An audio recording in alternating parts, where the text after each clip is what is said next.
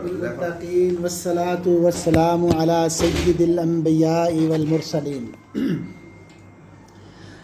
أما بعد فقد قال الله تبارك وتعالى ولله على الناس حج البيت من استطاع إليه سبيلا ومن كفر فإن الله غني عن العالمين وقال النبي صلى الله عليه وسلم يا أيها الناس قد فرض عليكم الحج فحجوا فقام رجل فقال يا رسول الله صلى الله عليه وسلم أكل عام يا رسول الله فسكت قالها ثلاثا فقال النبي صلى الله عليه وسلم لو قلت نعم لوجبت ثم قال ذروني ما تركتكم وإذا أمرتكم بشيء فاتوا منه ما استطعتم وإذا نهيتكم عن شيء فدعوه او كما قال النبی صلی اللہ علیہ وسلم۔ آج ذی القعدہ کی 30 تاریخ ہے اور کل سے انشاءاللہ تبارک و تعالی یکم ذی الحجہ کی پہلی تاریخ ہے۔ جس طرح کہ آپ حضرات کو معلوم بھی ہے میسیجز کے ذریعے یا آپ کو پہلے بھی علم ہے اس بات کا کہ ان 10 دنوں کی جو فضیلت ہے وہ بہت زیادہ فضیلت ہے۔ سال کے جو بہترین ایام ہیں وہ یہ 10 دن ہیں، ذی الحجہ کے 10 دن، اور یہی وہ 10 دن ہیں کہ جن 10 دنوں کی اتنی فضیلت ہے کہ ان دنوں میں آپ نے کرنا کیا ہے کہ آپ نے لا الہ الا اللہ، الحمدللہ، سبحان اللہ، لا حول ولا قوت الا باللہ، یہ کثرت سے ہم نے پڑھنا ہے۔ ایک سبق تو ہمارا اس درس کے حوالے سے یہ ہے کہ ہم نے تسبیحات، تکبیرات، تمجیدات اور تحلیلات یہ ہم نے کثرت سے کرنی ہے، چلتے پھرتے، بیٹھتے اٹھتے۔ اور ہمارے اپنا پروگرام ہے وہ جو ہمارا جو چینل ہے پاکستان کا پیغام چینل، اس میں جو ہے نا وہ جدھر سارے بیٹھتے ہیں صحافی حضرات، وہ کوئی داخل ہوتا ہے کوئی نکلتا ہے تو سبحان اللہ، الحمدللہ، اللہ اکبر، مرکز کے اندر آتے ہیں جاتے ہیں، اوپر نیچے جو ہے نا ایک ماحول بن جاتا ہے سبحان اللہ، الحمدللہ، اللہ اکبر یہ کہنے کا۔ تو ہمارے گھروں کے اندر بھی یہ چیز ہونی چاہیے اور ساتھیوں کو یاد بھی کروانا چاہیے۔ وذکر فإن الذکریٰ تنفع المؤمنین کے تحت بعض دفعہ یہ ہوتا ہے کہ جس کو میں مثلا آپ کو بتا رہا ہوں، ہو سکتا ہے آپ اتنا عمل نہ کریں، تو آپ جا کر کسی کو بتائیں، ہو سکتا ہے وہ بہت زیادہ عمل کرنے والا بن جائے اور آپ سے زیادہ وہ تسبیحات، تکبیرات، تحلیلات پڑھنا شروع کر دے۔ تو انشاءاللہ اس میں ہم سارے ہی اجر کے جو ہیں وہ مستحق ٹھہریں گے۔ تو لہذا یہ ہمیں یاد دہانی کے لیے ہمیں جو ہے یہ میں بتا رہا ہوں کہ ہمیں یہ کرنا ہے۔ اور دوسرا کام ان 10 دنوں میں جو کرنے کا ہے وہ یہ ہے کہ صدقہ کرنا ہے۔ اور تیسرا کام جو کرنے کا ہے وہ یہ ہے کہ ہم نے قرآن کی کثرت سے تلاوت کرنی ہے۔ بعض لوگوں نے یہاں تک ترتیب دی ہے کہ آپ ان 8 دنوں میں یا 9 دنوں میں قرآن کو مکمل کیسے کر سکتے ہیں۔ تو انہوں نے مکمل قرآن کی تقسیم کر دیا ہے کہ اتنے پارے آپ پڑھیں گے، یہاں سے یہاں تک پڑھیں گے روزانہ، تو آپ کا قرآن 8 دن کے اندر، 9 دن کے اندر مکمل ہو سکتا ہے۔ وہ میں آپ کو بھیج دوں گا ساتھ گروپ میں۔ اچھا، تو یہ ہے تیسرا کام، ہم نے یہ قرآن پڑھنا ہے۔ تو حتیٰ کہ نبی صلی اللہ علیہ وسلم نے ارشاد فرمایا کہ یہ 10 دنوں کی اتنی فضیلت ہے کہ ان سے بہتر کوئی بندہ جو عمل کرنے والا ہو، ان سے بہتر کوئی عمل نہیں کر سکتا۔ تو صحابہ نے تعجب سے سوال کیا ولل جہاد یا رسول اللہ، حتیٰ کہ جہاد بھی نہیں؟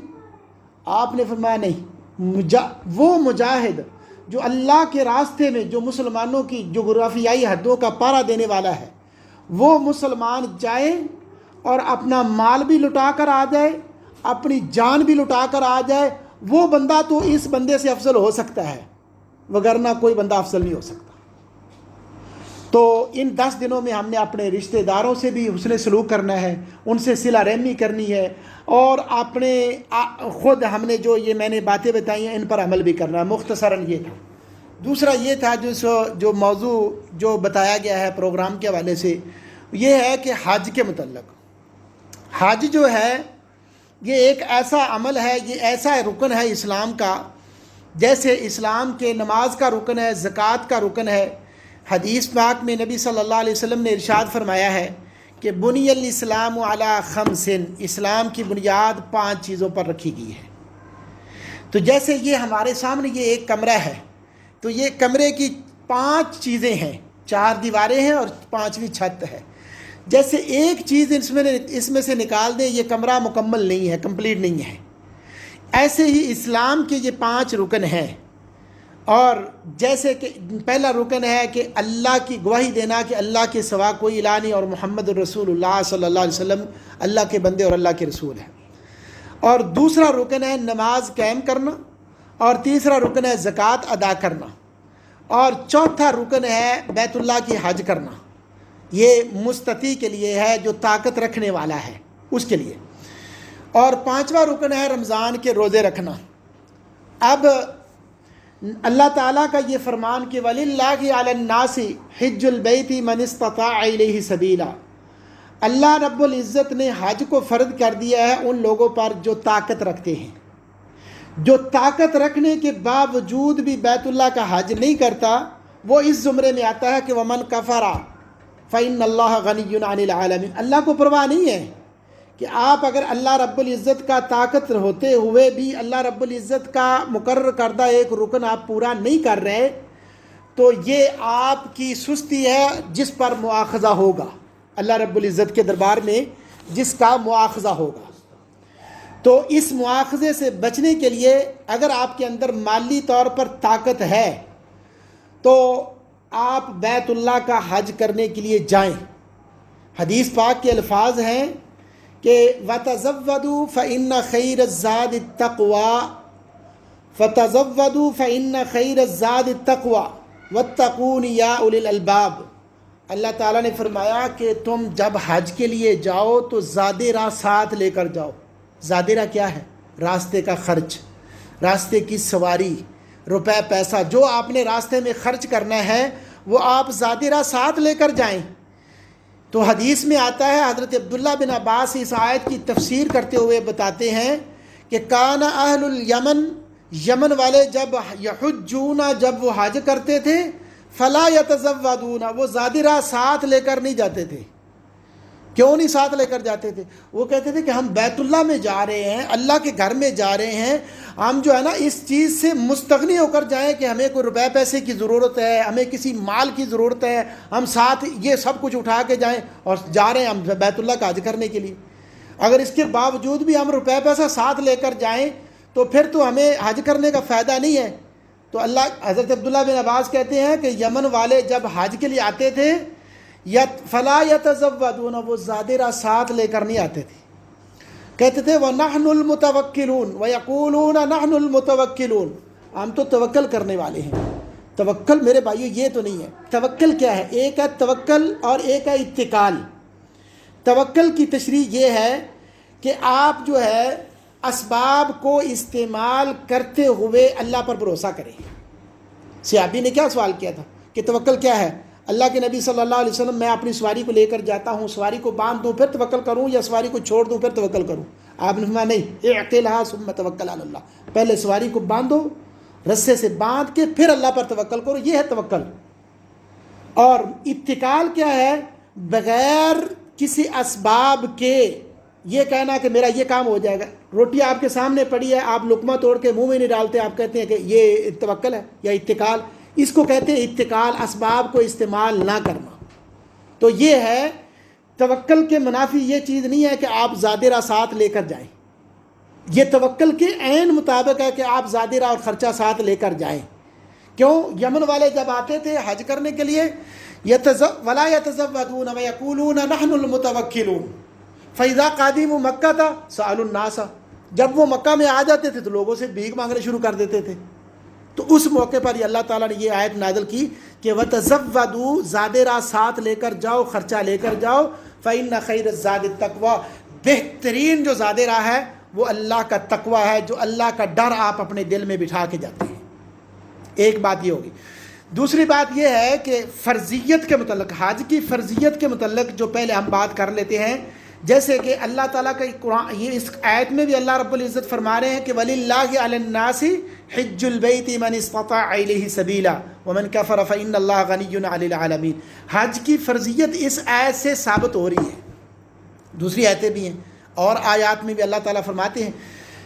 تو اس حدیث کے تناظر میں ہم دیکھتے ہیں کہ اللہ کے نبی صلی اللہ علیہ وسلم غالباً حج جو ہے وہ 9 ہجری میں جا کر فرض ہوتا ہے، جب اللہ کے نبی صلی اللہ علیہ وسلم حضرت ابو بکر صدیق کی رفاقت میں اور ان کی معیت میں اور ان کی صحبت میں اور ان کے ماتحتی میں اللہ کے نبی صلی اللہ علیہ وسلم صحابہ کرام کو حج کے لیے بھیجتے ہیں۔ تو بعد میں اللہ کے نبی صلی اللہ علیہ وسلم نے جو حج کیا ہے وہ اللہ کے نبی صلی اللہ علیہ وسلم نے اپنی زندگی میں صرف ایک حج کیا ہے، جس کو حجۃ الوداع کہتے ہیں، اور وہی آخری حج ہے۔ اس کے بعد اللہ کے نبی صلی اللہ علیہ وسلم اس دنیا سے رخصت فرما گئے، اور عمرے جو ہیں وہ اللہ کے نبی صلی اللہ علیہ وسلم نے 3 عمرے کیے ہیں، بعد نے 4 عمروں کا ذکر کیا ہے۔ سارے عمرے جتنے بھی نبی صلی اللہ علیہ وسلم نے کیے ہیں، جو حج کے ساتھ عمرہ کیا وہ نہیں، باقی جو 2 عمرے ہیں نا، وہ 2 عمرے اللہ کے نبی صلی اللہ علیہ وسلم نے ذی القعدہ کے مہینے میں کیے ہیں۔ تو بعد نے جس نے کہا ہے کہ اللہ کے نبی صلی اللہ علیہ وسلم نے 4 عمرے کیے ہیں، وہ حدیبیہ والے عمرے کو بھی وہ شامل کرتے ہیں کہ حدیبیہ والا عمرہ جب اللہ کے نبی صلی اللہ علیہ وسلم صلح حدیبیہ کر کے واپس چلے گئے تھے، تو آپ نے فرمایا تھا، مشرکین کے ساتھ یہ معاہدہ ہو گیا تھا کہ اگلے سال آ کے آپ عمرہ کر سکتے ہیں۔ تو یہ حقیقت میں ایک عمرہ ہے۔ اس عمرے کو بعض لوگوں نے 2 عمرے کہا ہے۔ تو اللہ کے نبی صحیح حدیث یہی ہے کہ اللہ کے نبی صلی اللہ علیہ وسلم نے 3 عمرے کیے، 2 عمرے ذی القعدہ میں کیے اور ایک عمرہ آپ نے حج قران جب حج کی تھی حج کے ساتھ کیا تھا۔ 3 عمرے اللہ کے نبی صلی اللہ علیہ وسلم نے کیے، حج ایک کیے۔ تو اللہ کے نبی صلی اللہ علیہ وسلم نے یہ فرمایا کہ یا ایھا الناس، اے لوگو، قد فرض علیکم الحج فحجوا، تم پر حج کو فرض کر دیا گیا ہے لہذا حج کرو۔ فقام رجل، ایک بندہ کھڑا ہوا، اس نے سوال کیا، اس کا نام تھا اقرا بن حابس۔ اس نے سوال کیا کہ اے اللہ کے نبی، اکل عام یا رسول اللہ صلی اللہ علیہ وسلم، کیا ہر سال یہ فرض ہے کہ صرف ایک ہی مرتبہ زندگی میں کرنا ہے؟ اس نے 3 مرتبہ سوال کیا کہ اکل عام یا رسول اللہ، اکل عام یا رسول اللہ کے نبی صلی اللہ علیہ وسلم خاموش رہے۔ تو تیسری مرتبہ اللہ کے نبی صلی اللہ علیہ وسلم نے اس کو جواب دیا کہ لو قلت نعم لوجبت، اگر میں کہہ دیتا کہ ہاں ہر سال ہی حج فرض ہے تو پھر حج فرض ہو جانی تھی، ولا مستطعتم، تمہارے اندر طاقت نہیں تھی اس بات کی۔ تو جیسے آج کل جو حالات پیدا ہو چکے ہیں، تو اللہ کے نبی صلی اللہ علیہ وسلم کی حدیث ہے نا کہ من اراد منکم الحج، جو تم میں سے حج کا ارادہ رکھتا ہے، فلیتعجل، اس کو جلدی کر لینی چاہیے۔ قد یمرض المریض، ہو سکتا ہے کوئی بیماری آ جائے، وتذل الضالہ، ہو سکتا ہے کوئی اور پریشانی آ جائے، وتعرض مصیبہ، کوئی مصیبت نازل ہو سکتی ہے۔ تو اس لیے جس کی حج کرنے کا ارادہ ہے اس کو جلدی سے جلدی حج کر لینی چاہیے۔ تو فرمایا اگر میں کہہ دیتا نعم، ہاں ہر سال یہ حج فرض ہے، تو پھر نعم بھی کہنا تھا نا، صرف نعم کہنے سے ہماری مشکلات میں اضافہ ہو جانا تھا۔ تو اللہ کے نبی صلی اللہ علیہ وسلم وما ارسلناک الا رحمتا للعالمین، اللہ نے اپنے نبی کو صرف ہمارے لیے نہیں، جن و انسان کے لیے نہیں، بلکہ حیوانات کے لیے بھی، چرند پرند کے لیے بھی اللہ کے نبی کو اللہ نے رحمت بنا کر بھیجا ہے۔ ایک مرتبہ نبی صلی اللہ علیہ وسلم جا رہے تھے، ایک چڑیا کا بچہ ایک صحابی نے پکڑا، چڑیا جو ہے وہ چیخ رہی ہے، چلا رہی ہے اوپر۔ آپ نے فرمایا کہ کس صحابی نے، کس بندے نے اس کو اس بچے کی وجہ سے تکلیف میں ڈال رکھا ہے؟ تو اللہ کے نبی تو وما ارسلناک الا رحمۃ للعالمین، اللہ کے نبی صلی اللہ علیہ وسلم تو تراویح نماز پڑھانے کے لیے نکلتے، 3 دن نماز پڑھانے کے لیے جماعت کرنے لیے نکلتے ہیں، چوتھے دن اس لیے نہیں نکلتے کہ کہیں تراویح تم پر فرض نہ ہو جائے۔ تو اللہ کے نبی کی بے شمار یہ مثالیں ایسے کہ وما ارسلناک الا رحمۃ للعالمین۔ اللہ کے نبی صلی اللہ علیہ وسلم نے فرمایا کہ جب میں تمہیں حکم دوں کسی چیز کا، بس خاموشی سے اس کو لے لیا کرو۔ دین کے معاملات میں جب میں تمہیں حکم دوں تو زیادہ سوالات کرنے کی ضرورت نہیں ہے۔ وَإِذَا أَمَرْتُكُمْ بِشَيْءٍ فَأْتُوا مِنْهُ مَا اسْتَطَعْتُمْ، جتنی تمہارے اندر طاقت ہے وہ کام کرو جس کا میں نے تمہیں حکم دے دیا ہے۔ وَإِذَا نَهَيْتُكُمْ عَنْ شَيْءٍ فَدَعُوهُ، دین کے معاملے میں جس کام کو میں منع کر دوں اس سے رک جایا کرو۔ تو ایک تو یہ آ گیا۔ دوسری یہ ہے کہ وَلِلَّهِ عَلَى النَّاسِ حِجُّ الْبَيْتِ مَنِ اسْتَطَاعَ إِلَيْهِ سَبِيلًا، اللہ کے نبی صلی اللہ علیہ وسلم مدینہ سے حجۃ الوداع کے موقع پر حج کرنے کے لیے آ رہے ہیں، تو جب آ رہے ہیں تو کان الفضل، حدیث میں الفاظ ہیں کان الفضل ردیف رسول اللہ صلی اللہ علیہ وسلم، فضل ایک صحابی کا نام ہے، وہ اللہ کے نبی صلی اللہ علیہ وسلم کے پیچھے سواری کے ساتھ ہی بیٹھا ہوا تھا، اللہ کے نبی صلی اللہ علیہ وسلم کے پیچھے بیٹھا ہوا تھا۔ فجات امرات من خثعم، ایک خثعم قبیلے کی، خثعم ثا کے ساتھ، خثعم قبیلے کی ایک عورت آ گئی، تو حضرت فضل جو تھے وہ اس کی طرف دیکھ رہے تھے اور وہ عورت حضرت فضل کی طرف دیکھ رہی تھی۔ تو نبی صلی اللہ علیہ وسلم نے دیکھا، وجعل النبی صلی اللہ علیہ وسلم یصرف وجہ الفضل الی الشق الاخر، اللہ کے نبی حضرت فضل کے چہرے کو پکڑ کے پھیر رہے ہیں دوسری طرف کہ تم اس کی طرف کیوں دیکھ رہے ہو؟ تو اس نے کیا کہا تھا؟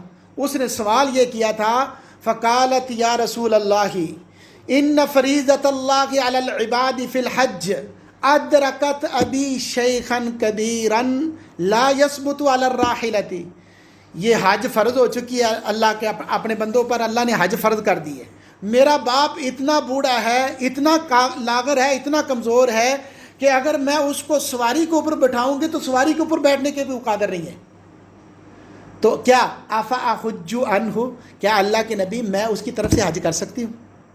تو آپ نے فرمایا اجازت دی، آپ نے فرمایا ہاں تم حج کر سکتی ہو۔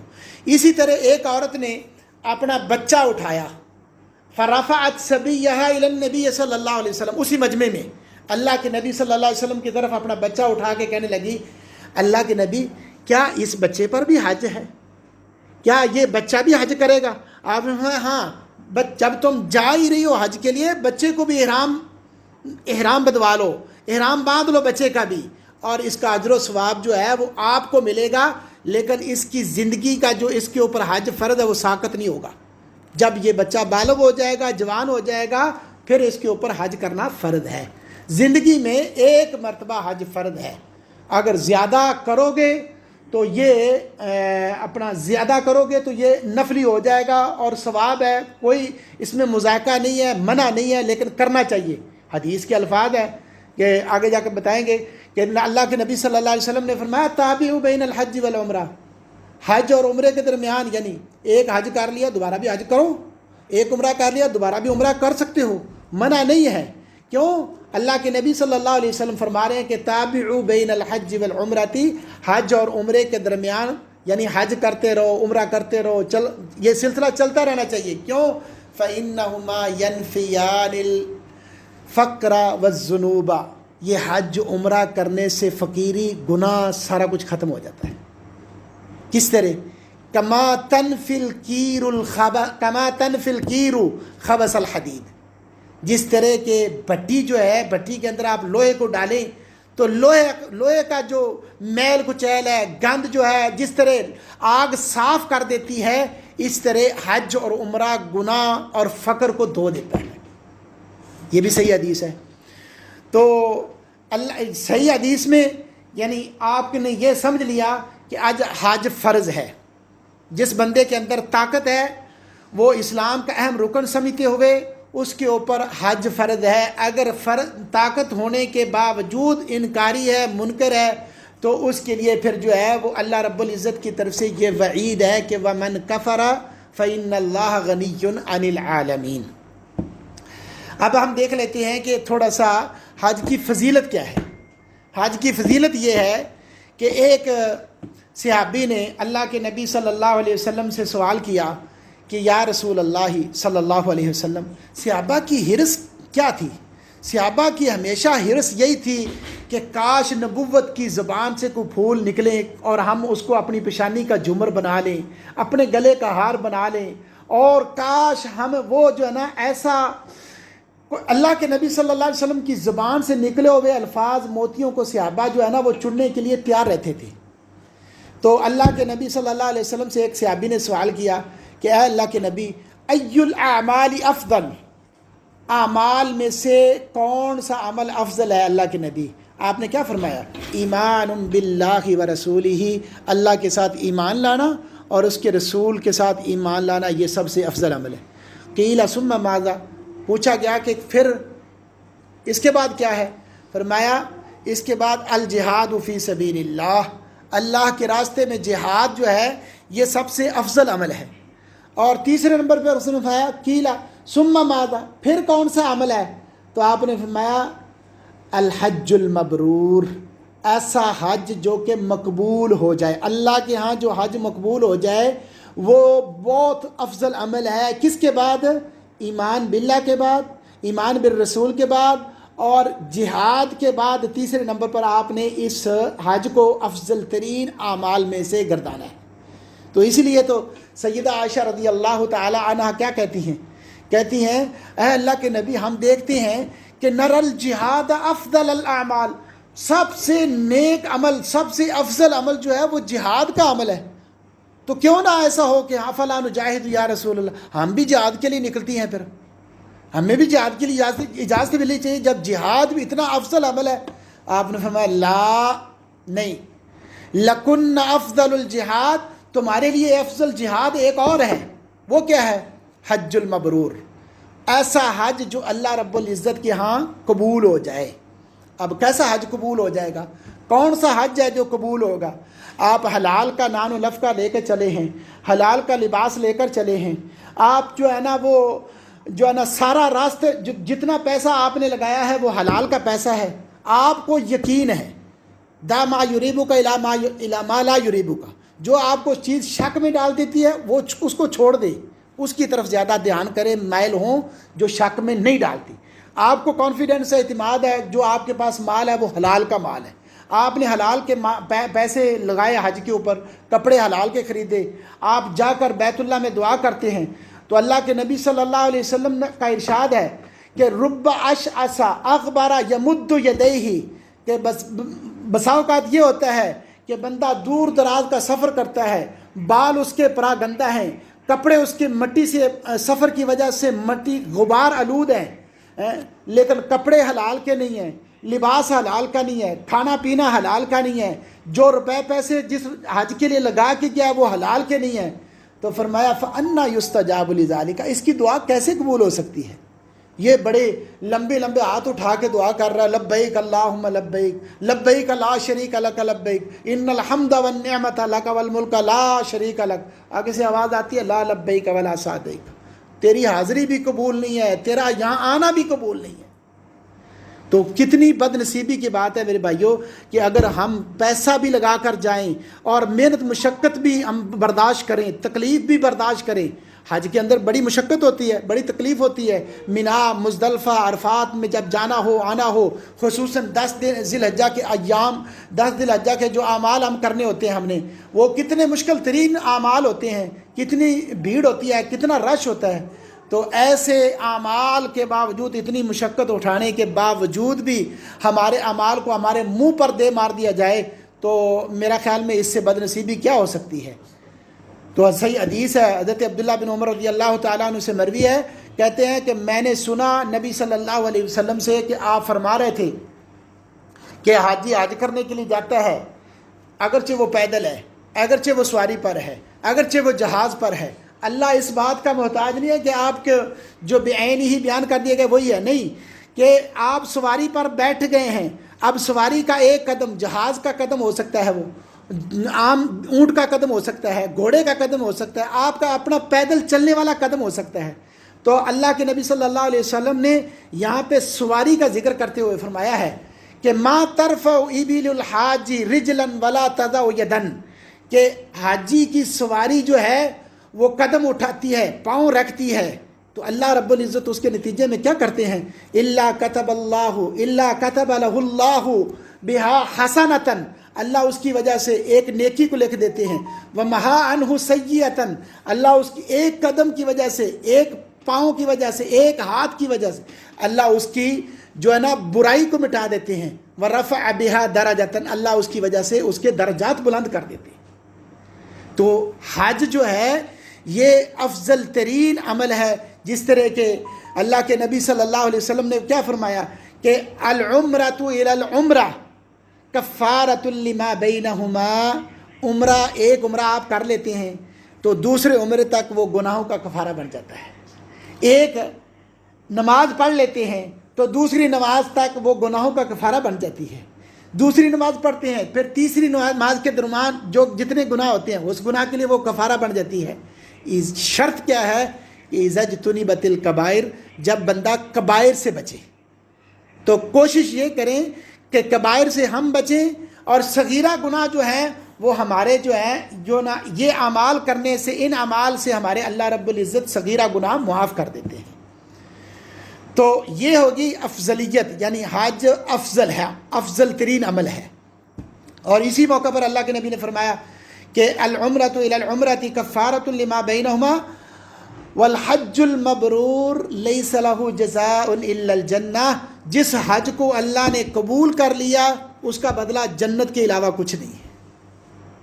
اب یہ ہم نے فیصلہ کرنا ہے، یہ ہمارے ہاتھوں کے درمیان ہے یہ فیصلہ کہ ہم حج کر رہے ہیں، کیونکہ ان صاحب البیت ادری ما فیہ، اپنے آپ کو زیادہ پتہ ہوتا ہے کہ میرے اندر کیا ہے، جو میں نے لباس پہنا ہوا ہے یہ حلال کا ہے، جو میں لقمہ کھا رہا ہوں یہ حلال کا ہے، جو میں حج کے پیسے لگا کے آیا ہوں کیا یہ حلال کے پیسے ہیں۔ تو پھر تو انسان کو دعا کرتے بھی مزہ آئے گا، وہاں پہ گھومتے پھرتے بھی مزہ آئے گا۔ کیا آتا ہے، ایک واقعہ آتا ہے عبداللہ بن مبارک کے غالباً ان کے بارے میں، کہ وہ عراق سے حج کرنے کے لیے جا رہے تھے۔ جب حج کرنے کے لیے نکلے تو باہر دیکھا کہ ایک کچرے کے اندر جو ہے نا ایک عورت بیٹھی ہے، وہ کچھ چیزیں اٹھا رہی ہے، تو وہ عورت کو پوچھنے لگے کہ آپ یہ کیا کر رہی ہیں؟ اس نے کہا بچے بھوکے ہیں، میں خود بھوکی ہوں، کتنے دن سے میں نے کچھ کھایا نہیں ہے، تو یہ میں اٹھا رہی ہوں کھانے کے لیے۔ تو انہوں نے حج اپنا چھوڑا اور جتنے روپے پیسے تھے حج کے لیے خرچ کرنے کا ارادہ تھا وہ سارے اس کو دے دیے یا کچھ دے دیے۔ تو اللہ رب العزت کو ان کا یہ عمل اتنا پسند آیا کہ اس کی شکل بنا دی کہ جب بیت اللہ کا طواف ہو رہا ہے، سارے ساتھی طواف کر رہے ہیں، تو وہاں پہ وہ بھی عبداللہ بن مبارک بھی وہاں پہ طواف کر رہے ہیں۔ مینا میں سارے ساتھی مینا میں پہنچے ہوئے، عبداللہ بن مبارک بھی، حالانکہ وہ اپنے گاؤں میں ہے، پیچھے ہے، سارا خرچہ انہوں نے اس عورت کو دے دیا تھا اور حج پہ نہیں گئے تھے۔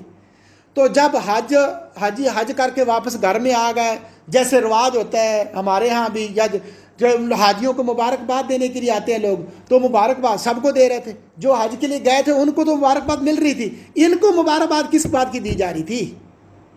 تو ان کو یہ سمجھ نہیں آ رہی تھی کہ یا اللہ میں تو حج کے لیے گیا ہی نہیں ہوں، تو مجھے لوگ مبارکباد یا میری دعوتیں کیوں ہو رہی ہیں؟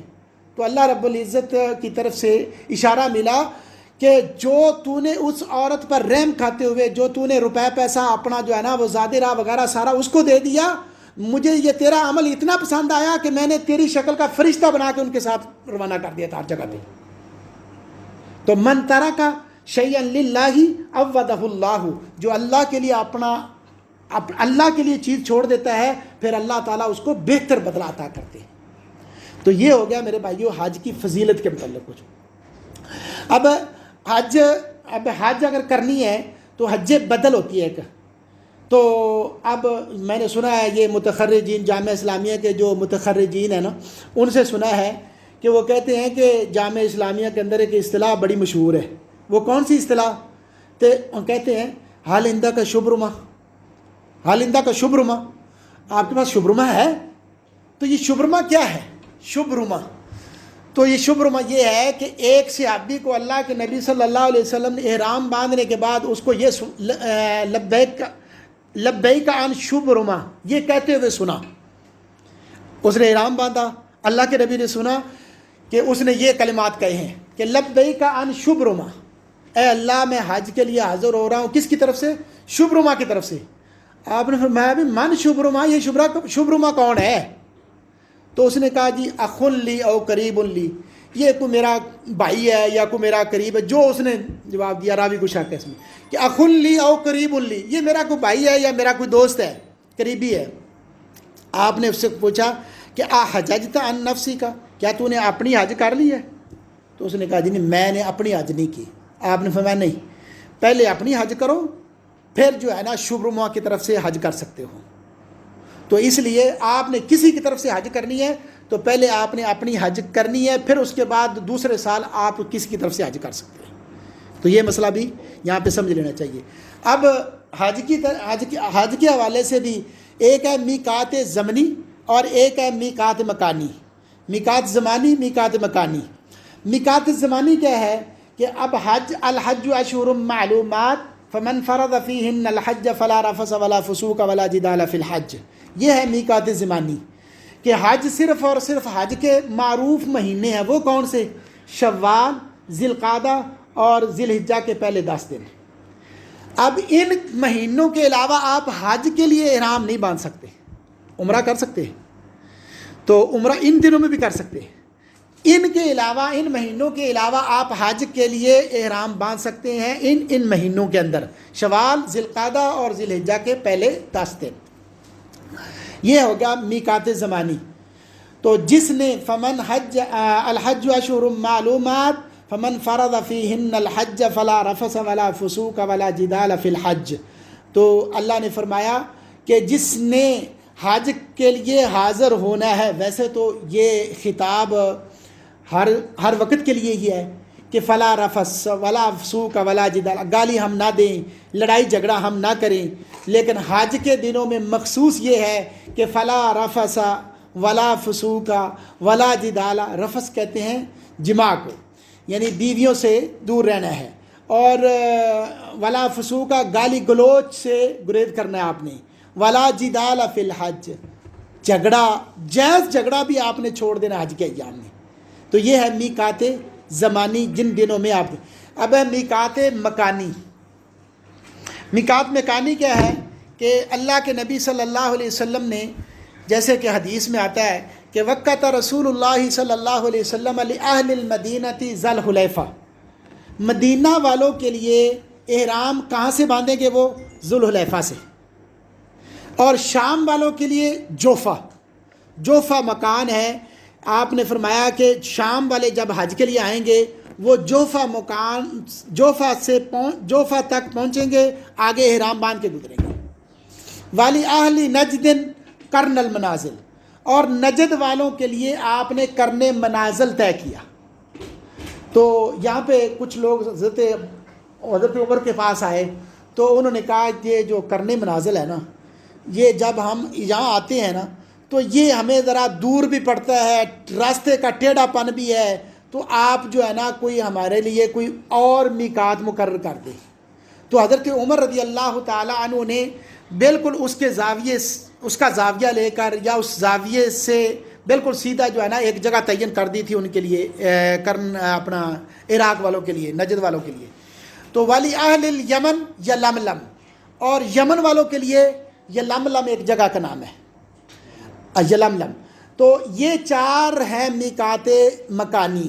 اب جس نے، آپ نے فرمایا جو بندہ حج کا ارادہ کے لیے یا عمرے کے ارادے کے لیے جائے وہ ان میقات سے آگے بغیر احرام باندھے نہیں گزر سکتا، اور جو ان میقات کے اندر لوگ موجود ہیں وہ اپنی اپنی جگہ سے احرام باندھ کے حج عمرہ کر سکتے ہیں۔ جو باہر سے آ رہے ہیں وہ ان میقات کو بغیر احرام کے کراس نہیں کر سکتے۔ ہن لہن ولمن اتی علیہن، یہ ان کے لیے بھی ہے جو اس جگہ پر رہ رہے ہیں، اور ان کے لیے بھی ہے جو اوپر سے گزر کر آ رہے ہیں، فضائی سفر کر رہے ہیں، وہ بحری سفر کر رہے ہیں، بری سفر کر رہے ہیں، جو بھی سفر ہے ان راستوں سے گزرتے ہوئے آپ نے احرام لازمی باندھ کے گزرنا ہے۔ بغیر احرام کے ممکن نہیں ہے کہ آپ نے حج عمرے کے، ویسے اگر جا رہے ہیں بغیر عمرے کے، بغیر حج کے جا رہے ہیں تو کوئی آپ کے اوپر لازمی نہیں ہے احرام باندھنا۔ اور یہ ہو گیا میقات مکانی کے حوالے سے۔ اب ہم دیکھ لیتے ہیں کہ اپنا حج کی اقسام کیا ہے۔ مختصر درس، یعنی یہ موضوع بہت لمبا ہے۔ اب حج کی اقسام کیا ہیں؟ حج کی اقسام 3 قسمیں ہیں۔ ایک ہے حج قران، ایک ہے حج تمتع، اور ایک ہے حج افراد۔ حج قران والا جو ہے وہ جب حج قران کرے گا تو وہ قربانی اس وقت تو یہ ہوتا تھا کہ اپنی بھیڑ بکری جو بھی قربانی کرنی ہوتی تھی وہاں پہ اپنا 10 ذی الحجہ کو وہ اپنی قربانی کو اپنے ساتھ لے کر جاتے تھے۔ جس طرح کہ نبی علیہ الصلوۃ والسلام جو ہے وہ جب صحابہ کرام کے ساتھ نکلے تھے حجۃ الوداع کرنے کے لیے، تو جب اللہ کے نبی صلی اللہ علیہ وسلم نکلے، جب مکہ میں پہنچ گئے تو اللہ کے نبی صلی اللہ علیہ وسلم اس قافلے میں ٹوٹل 3 بندے تھے کہ جو حج قران کی نیت لے کر آئے تھے۔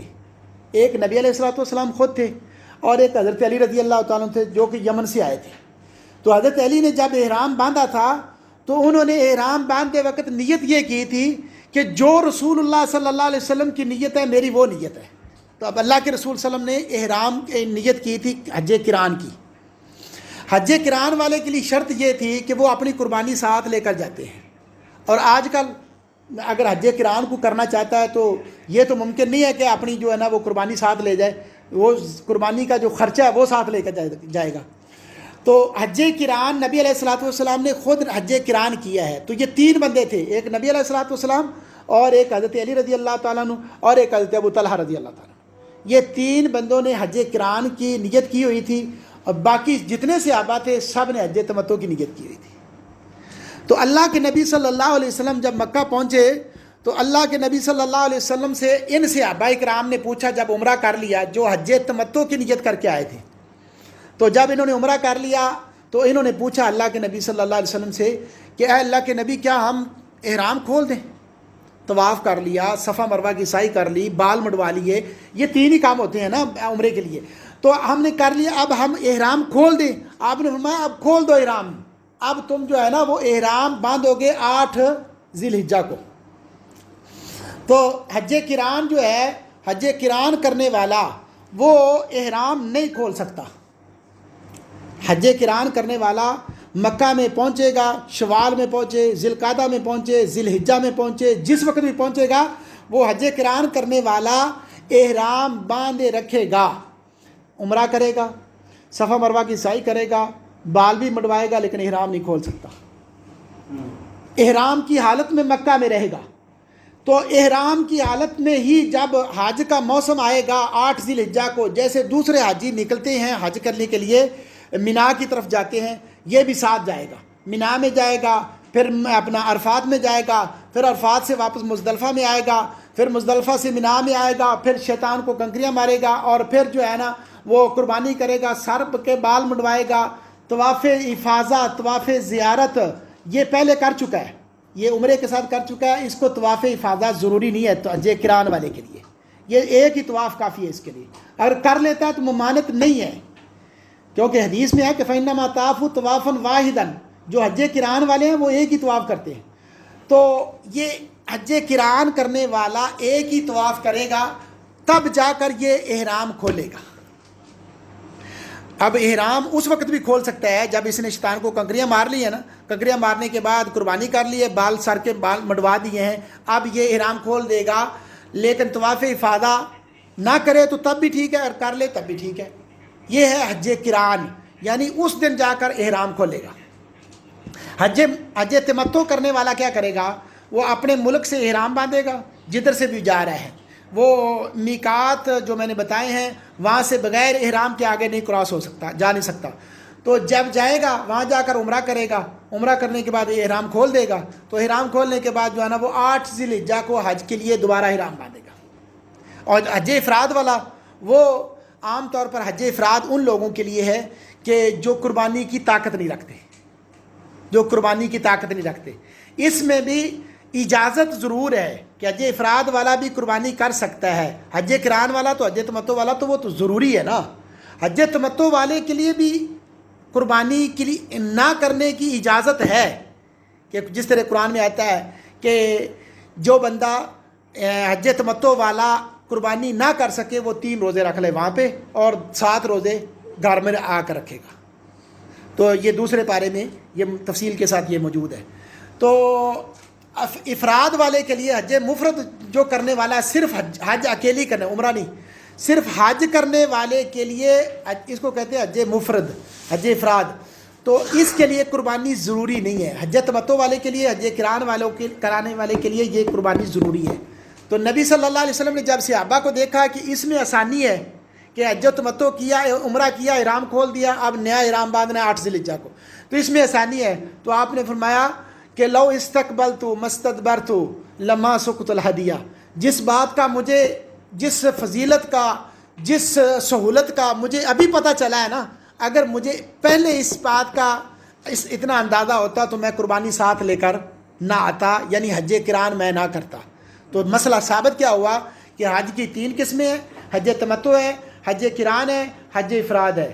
نبی علیہ الصلوۃ والسلام نے حج قران کیا ہے، لیکن آپ نے خواہش کی ہے تمتع کرنے کی، تو اس وجہ سے خواہش جو ہے وہ آپ کے فعل پر مقدم آتی ہے کہ اللہ کے نبی صلی اللہ علیہ وسلم نے یہ خواہش کی تھی کہ اگر میں باقی رہا تو میں حج تمتع کروں گا۔ تو یہ اللہ کے نبی صلی اللہ علیہ وسلم کی جو خواہش ہے، اس خواہش کی وجہ سے حج تمتع جو ہے بہرحال حج قران اور حج افراد سے افضل حج ہے۔ حج قران بھی کر سکتے ہیں، آپ کو اجازت ہے، حج افراد بھی اجازت ہے، لیکن بہرحال جب بھی کریں حج تمتع کریں تو وہ افضل عمل ہے۔ یہ ہے حج کی مختصراً 3 قسمیں۔ اب جو ہے وہ مشروع تلبیہ جو ہے، جب آپ احرام باندھ لیتے ہیں، جب احرام کی حالت میں چلے جاتے ہیں، تو اب آپ کے اوپر کیا لازمی ہے؟ اب جب احرام کی حالت میں آپ میقات سے گزر رہے ہیں تو اس کے بعد جو ہے نا آپ نے تلبیہ شروع کر دینا ہے، لبیک اللہم لبیک لبیک لا شریک لک لبیک ان الحمد والنعمت لک والملک لا شریک لک۔ یہ تلبیہ آپ نے چھوڑنا نہیں ہے۔ یہ کہاں تک تلبیہ کہتے جانا ہے؟ اٹھتے بیٹھتے لیٹتے جب بھی آپ کو موقع ملے آپ نے تلبیہ پڑھتے رہنا ہے، پڑھتے رہنا ہے۔ کہاں تک پڑھتے رہنا ہے؟ جب تک آپ بیت اللہ کے اندر داخل نہیں ہو جاتے۔ جب آپ تو طواف شروع کر دیتے اس وقت آپ نے تلبیہ بند کرنا ہے۔ اور اس کے بعد جب 8 ذی الحجہ کو آپ نے احرام باندھنا ہے حج کے لیے، یہ تو عمرہ کے لیے آپ تلبیہ کہتے رہے، پھر 8 ذی الحجہ کو آپ نے تلبیہ شروع کرنا ہے، مینا میں پہنچنا ہے، مینا کے اندر نماز پڑھنی ہے۔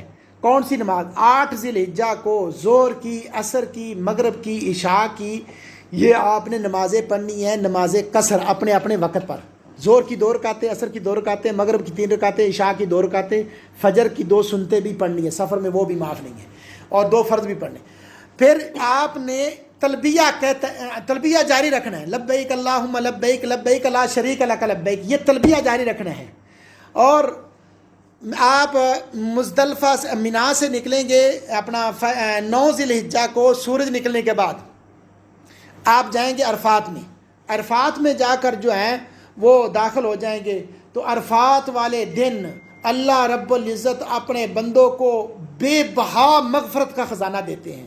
اللہ رب العزت کی رحمت اس دن اتنی وسیع ہوتی ہے، اتنی کھلی رحمت ہوتی ہے کہ اللہ رب العزت کہ نبی علیہ الصلوۃ والسلام کی حدیث ہے کہ اللہ فرماتے ہیں، حدیث قدسی ہے کہ اس دن میں سب سے زیادہ اپنے بندوں کو معاف کرتا ہوں، اور شیطان اس دن سب سے زیادہ ذلیل اور رسوا ہوتا ہے۔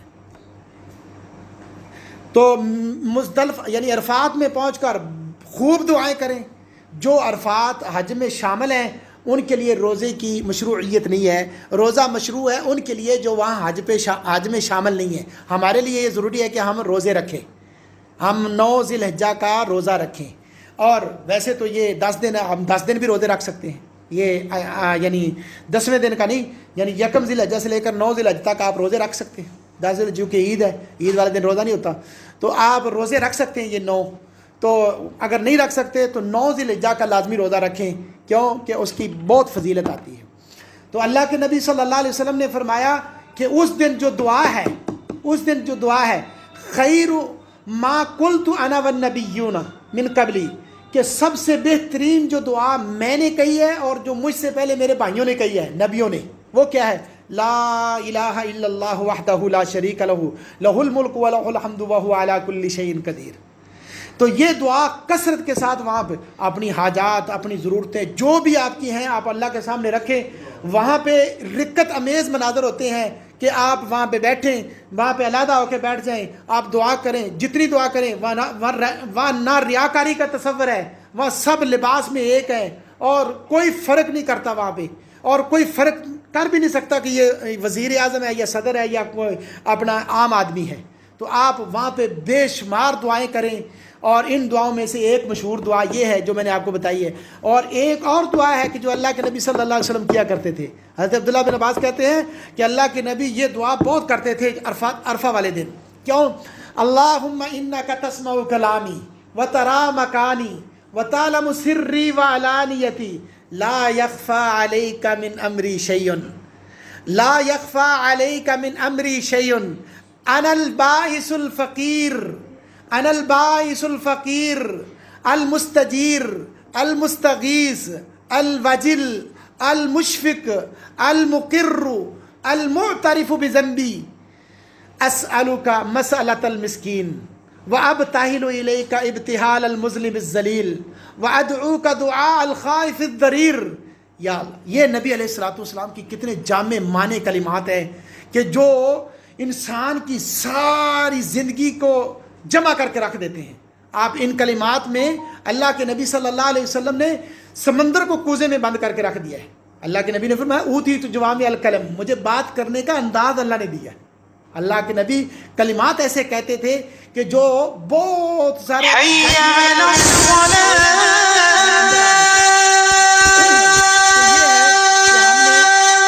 عرفہ میں دعا کرنی ہے۔